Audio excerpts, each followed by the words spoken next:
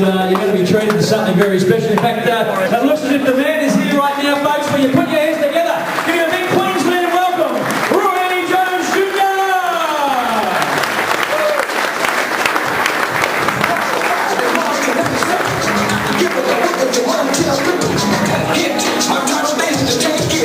I guess that's the only way I can lose. 5 months later, rematch. I need my crown.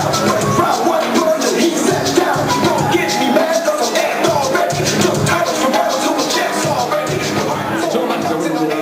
Actually, to have someone like yourself here, Roy, in our own back garden, and I know that you've been in Australia now for a week or so, and you're on the road show to promote this big fight in December. But maybe I could first start out by just asking your impressions on Australia and your time travelling around, and what's been the vibe, mate, on the streets about this fight?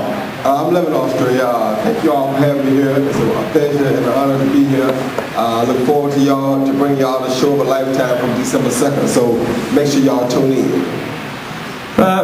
Just on the, as I said, the vibe, I mean, I don't know if you're fully aware, you probably are, Roy, but this could arguably be one of the greatest fights that Australia has seen. Certainly someone of your calibre coming here, it's created a heck of a lot of interest. Oh yeah, I am definitely aware of that, and I'm looking forward to it, but what I do is, I like to do things differently. I'm not like the guys in the United States that have to ask the promoter, can they travel abroad or can they do things? So if something comes up and it's a wonderful situation for everybody, I do it. And has that always been the case for you, Roy? Is that why you are Roy Jones Jr.? You always attempted to do things just a little bit differently than the rest? That's what makes me different from everybody else. I am a leader, not a follower. Do you think, mate, that you're born a champion, or is it something that just happens over time? I think you're born that way, but you got to work to advance and take this talent that God gives you. You got to work to develop and make that turn that skill to what He has planned for you in the end. And from a younger age, was it, Roy, that this skill was evident? And how young? I mean, was it 5, 6, 7 year old that Roy Jones Jr. could fight? I think I was a kid genius. I knew at 5 years old that I could fight. I just knew how to throw my hands, but I knew I could outthink somebody. So I think I was a genius, because at 5 I said, that's what I need to be doing. I saw Muhammad Ali and Joe Frazier fight in '74. I said, that's what I need to be doing. I don't know about nothing else. I don't want to go to school. I don't want to do nothing. That's what I need to be doing. And you focused in on that point, and you never gave up until you got there. How much hard work could we possibly appreciate? You're talking to the layman here, Roy. You know, the regular blokes that peg out their clothes on a Saturday morning, possibly. You know, to put the pins out on a Thursday night. We look at you and think, wow, you know, what a life. But we probably neglect the work that's gone in behind the scenes. Well, you sacrifice your childhood to every day. I couldn't go to family reunions. I didn't go to Christmas parties. I couldn't go to Halloween out situations. I couldn't go to nothing because I had to sacrifice and be in a boxing gym. So I sacrificed my whole childhood to become who I became. Would you change anything? No. Neither would I. I might try to make myself twins, so there'll be 2 of me. At what stage, Roy, you know, the temptation to climb through 4 weight divisions and do what you did? Was it just simply one step at a time? Yeah, it was kind of one step at a time, but I'm the type of guy that if I don't have something to occupy me, then I'm going to do something else. So I got tired of beating up on the middleweight guys. I said, well, I go find me a super middleweight. I got tired of super middleweight guys, so I go find me a light heavyweight. I got tired of light heavyweights. They said, well, you going to go find a cruiserweight? I said, no, they're too boring. Let's go find a big boy. Well, you did. You found John Ruiz. And I think that a lot of people expected that Roy Jones Jr., in order to fight John, had to get to, you know, maybe in excess of 200 pounds. But you were able to, you know, to keep your weight in check, and you just simply outclassed him with speed and skill. I got about 200 pounds, the biggest I've ever been in my life. I put on my clothes and look in the mirror and it scared me out there. You know, so.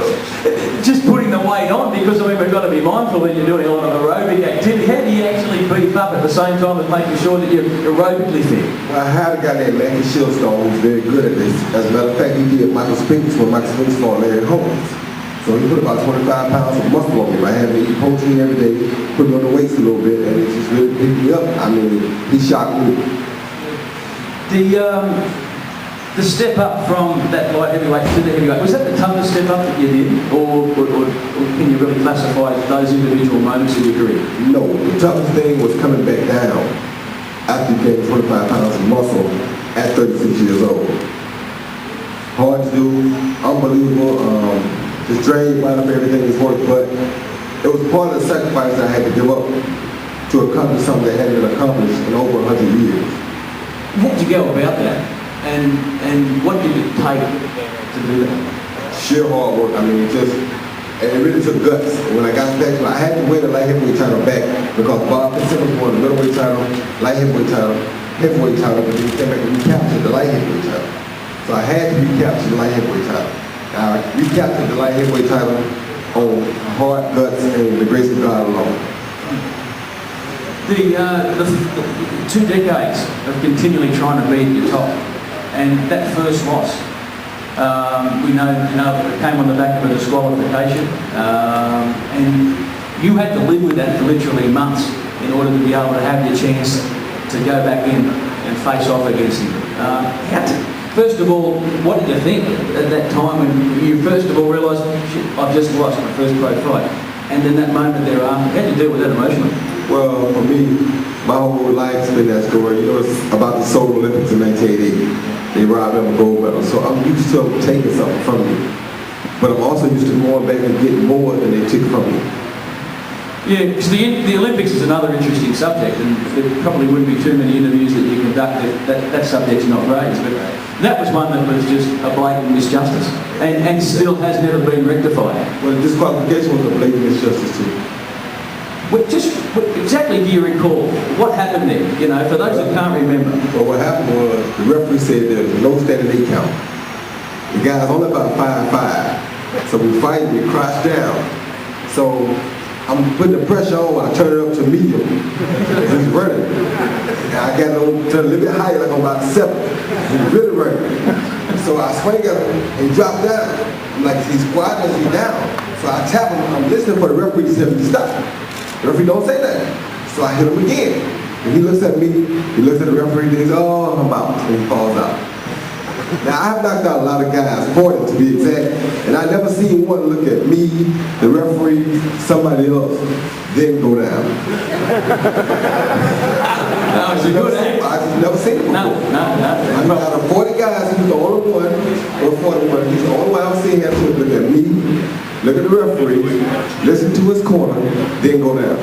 And then he had to hide, I guess, the gloat and say that, you know, come on, you know, I'm the champ, you know, I deserve this victory. I'm not quite sure how he came out with those comments, but I mean, you seek revenge, and just tell me leading into the revenge, and just, it didn't last that long, did it? No. 1 round or something? No, I went to the press conference and they said, what have you got to say?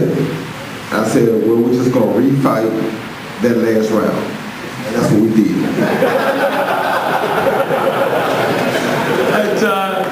I'm getting an eye on here on a few marshals. We want to try and just at least get you maybe into the change rooms, put a pair of shorts on and just do a little bit of something out here. Maybe the chicken move. Yeah.